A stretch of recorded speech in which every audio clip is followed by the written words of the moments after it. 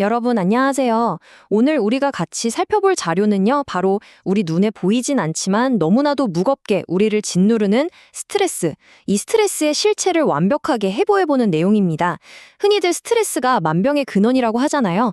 그런데 형체도 없는 이 녀석을 과학자들은 도대체 어떻게 측정하고 있을까요?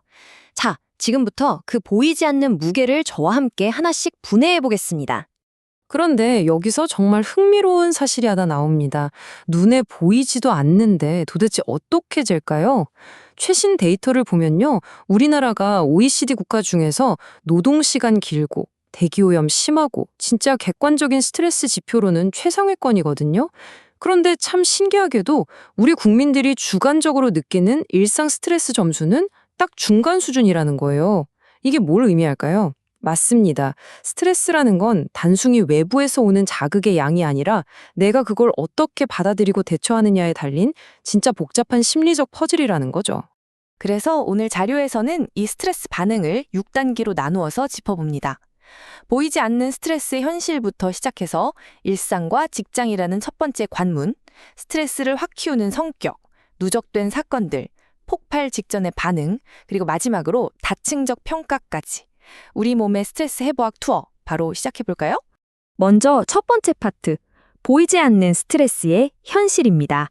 이 추상적인 괴물을 제대로 이해하려면 과학계에서 우리의 고통을 수치화하기 위해 만든 도구들을 쫙 펼쳐놓고 봐야 합니다.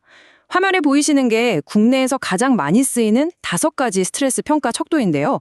피라미드처럼 아주 체계적이죠.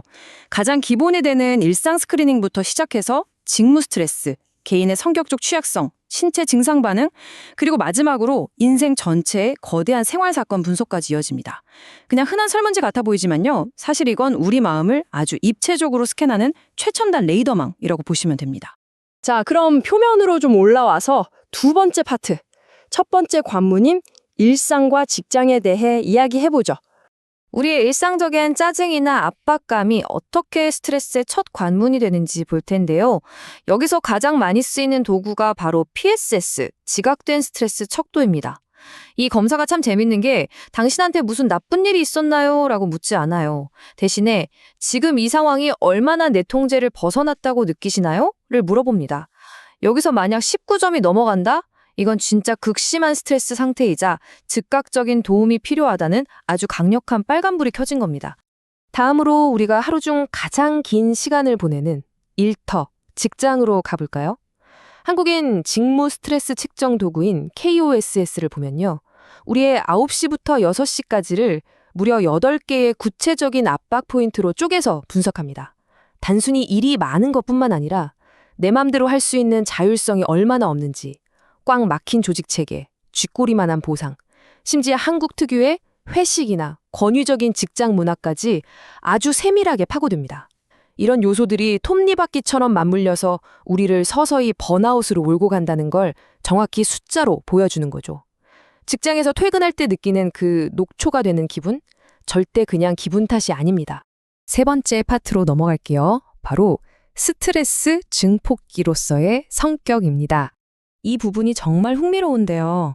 완전히 똑같은 직장, 똑같은 일상인데도 내 고유한 성격이 어떤 강력한 방패가 되기도 하고 반대로 무시무시한 스트레스 증폭기가 되기도 하거든요.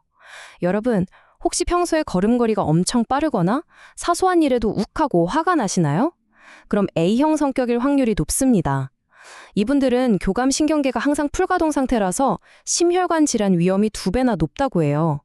반대로 좋은 게 좋은 거지 하면서 언제나 꾹꾹 참는 평화주의자분들, C형 성격일 수 있습니다. 이렇게 감정을 계속 억압하면 면역 체계가 뚝 떨어져서 장기적으로는 암 발병 위험과도 연결된다는 진짜 무서운 연구 결과가 있죠. 여기에 더해서 연구자들이 가장 강력하게 경고하는 성격이 있습니다. 바로 D형 성격, 일명 고통받는 성격인데요. 만성적으로 걱정이 많고 우울한데 남한테 거절당할까봐 사회적으로 쫙 위축되어 있는 아주 취약한 유형이에요. 데이터에 따르면요, 간호사처럼 고강도 업무를 하시는 분들 중에 이 D형 성격을 가지신 분들은 그렇지 않은 분들보다 심각한 번아웃에 빠질 확률이 무려 5배, 5배나 높다고 합니다. 진짜 엄청난 수치죠. 네 번째 파트, 이번에는 누적된 사건과 나의 대처 방식입니다. 앞서서 내가 어떤 성격의 사람인가를 봤다면 이제는 외부에서 나한테 어떤 일이 터졌고 내가 그걸 어떻게 방어하고 있는지를 볼 차례입니다. 지금 화면에 300이라는 숫자가 보이시죠? 이 숫자의 무게감이 장난이 아닙니다. 사회 재적응 평가 척도라는 게 있는데요. 이혼이나 해고 같은 나쁜 일뿐만 아니라 승진, 이사 같은 좋은 변화들까지 다 포함해서 1년 동안 내 삶의 변화량을 점수로 매겼을 때 그 총합이 300점을 넘어가면 심각한 생활 위기 상태로 봅니다. 이렇게 쌓인 스트레스는 1에서 2년 안에 심근경색이나 우울증 같은 중증 질환으로 터질 위험을 어마어마하게 높인다고 하네요. 그럼 이렇게 거대한 위기가 닥쳤을 때 우리는 어떻게 대처하고 있을까요? 보통 두 갈래로 다닙니다. 구체적으로 계획을 짜서 상황을 바꿔보려는 문제 중심적 대처가 있고요. 당장 너무 괴로우니까 일단 술 마시고 자고 회피해버리는 정서 중심적 대처가 있습니다.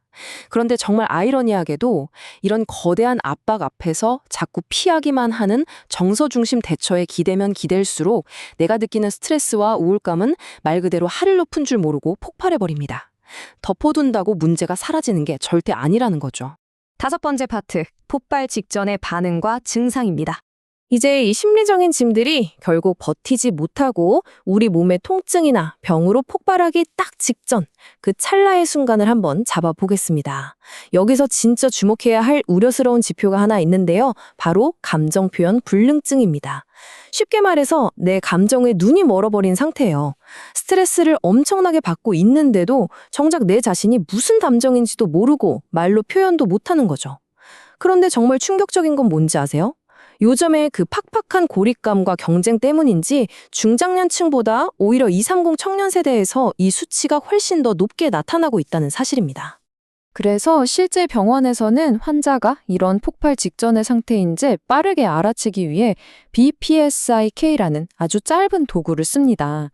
동네 병원 진료실에서 단 5개의 질문만 딱 던져보면 이 환자가 지금 당장 정신의학과로 가야 할 만큼 위험한 상태인지 아니면 그냥 푹 쉬면 되는지 번개처럼 감별해내는 아주 강력한 역할을 하는 거죠. 드디어 마지막 6번째 파트입니다. 바층적 평가, 일명 코끼리 만지기입니다. 지금까지 우리가 살펴본 이 여러 가지 조각들이 다 모이면 어떤 일이 벌어질까요? 화면의 문구가 오늘 내용의 핵심을 완벽하게 찔러줍니다. 단 하나의 검사에만 의존하는 것은 장님이 코끼리를 만지는 것과 같다. 맞습니다.